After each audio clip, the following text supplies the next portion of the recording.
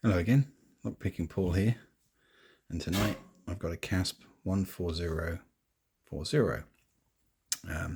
Bit of a special lock because this was a prize, not in a picking competition, but in a spot the animal competition.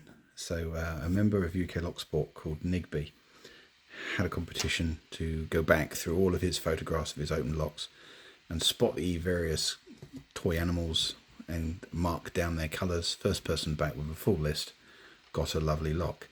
If you've not come across NIGBEE yet, he's got his own YouTube channel, so this is a bit of a shout out to NIGBEE, and he is one of the nicest people you'll ever meet. Just one of life's good people. So do take the time to go check out his channel. He does pick a few interesting locks. So what we're going to do tonight is pick it and gut it. I've never opened this. I can certainly see a serrated keep-in, at least one. And there's probably a bunch of spools in here because when I've opened it in the past, it produces lots of ever deeper false sets. So, and hopefully it'll all come apart well and I won't wreck the lock in the process. I'm optimistic at this point, having gutted a few of these recently.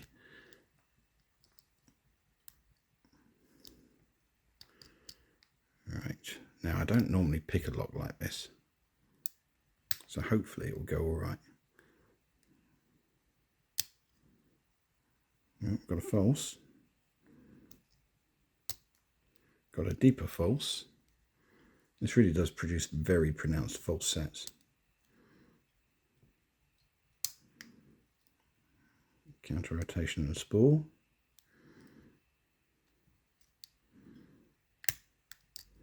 Lost the false. Let's see if I can get that back.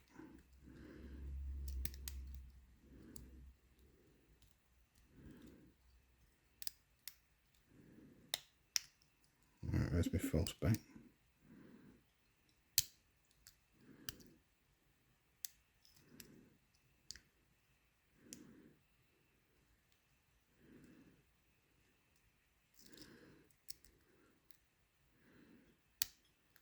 There you go. So, not a particularly hard pick, but really lots of fantastic feedback, which, you know, if you were learning to pick padlocks, you could do far worse than to get one of these. The quality is really very high. Right. Let's get it gutted.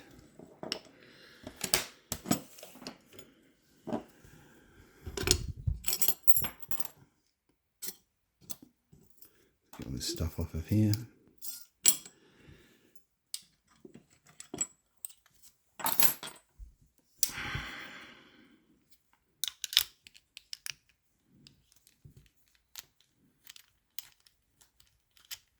It's a good thing about locks that have never been in the wild before. They come apart so easily. That's interesting. There are no visible ball bearings in the main body here. They're all up, secured probably by this shackle. So if I undid the shackle bolt, pull the shackle out, the bearings would probably all drop out of this side. But I'm not going to do that, there's no need. So, don't need that. That is just the tiniest core. It really is weeny. Right, right, let's see. I've got to get that clip off. Where's my doodad? I'm going to lock it for now. I'll use the keys in a minute to get it home. I must remember when working on these, remember which side your key face goes. With this case, it's the overhang. I have put these back together again the wrong way around in the past, which is just a pain.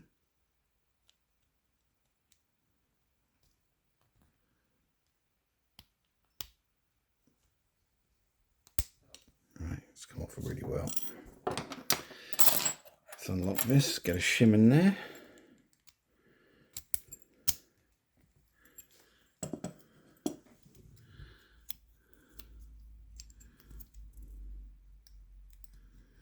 And That is tight. Come on, get right down in there. Most importantly, I want to make sure it covers that sort of cam assembly at the back of the lock, which I think it has. Question is, how far down has it gone? You can check that by putting another shim alongside. Okay, we've got to the front of the lock, that's fine. So, which way up is that? That is the top, I think. No, it's not. That's the top. Just want to make sure I don't, when I pull this out, I don't dump the, yeah, they're the key pins. Oh, there you go. First time, all good. Take the key out. Right, let's put these in a tray and see what we've got. Pin 1 is definitely serrated. 2 is a standard. 3 is a standard. 4 is a standard. 5 is serrated. And 1's a standard. And 6 is a standard. Pin 1, by the way, is steel, so it's probably an anti-drill mechanism. Let's quickly check, see if there's anything in the core, countermilling wise.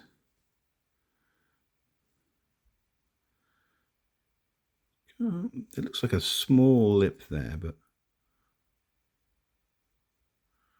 there is a small lip, but I don't know if that's intentional or not. I wouldn't call it countermilling.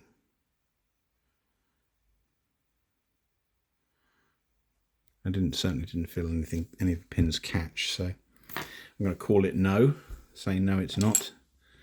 Right, take the shim out. Where's my tweezers? There they are. Let's see what these pins are.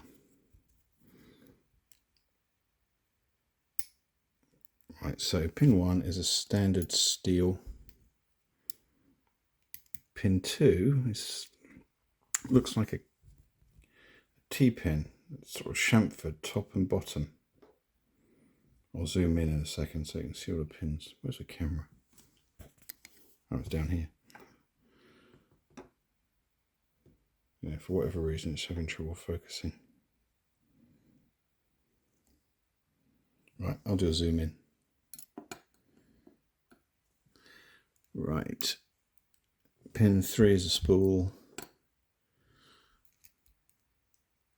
Pin 4 is a spool about the same depth. Pin 5 is a spool. That's a little fatter. And pin 6 is a spool. In fact, the first spool was actually quite a bit shallower. Sorry, quite a bit deeper. So it does sort of matter. The spools are at different rates. Let's zoom in on those.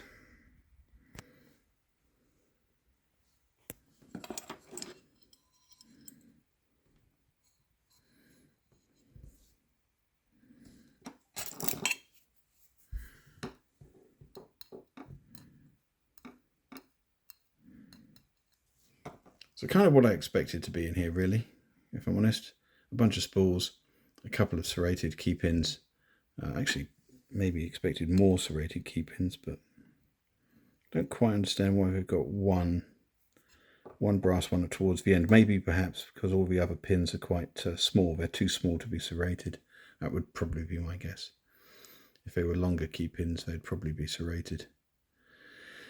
So that's it. That's all that's in that lock and involved in taking it apart. So thanks again, NIGBEE, for a really lovely lock. It is one of my favourites, and I shall put it back together again carefully. So we'll keep picking it. Anyway, that's it for this evening. Hope you enjoyed that. Thank you very much. And if you like this and would like to see more, please subscribe and enjoy your picking. Cheers.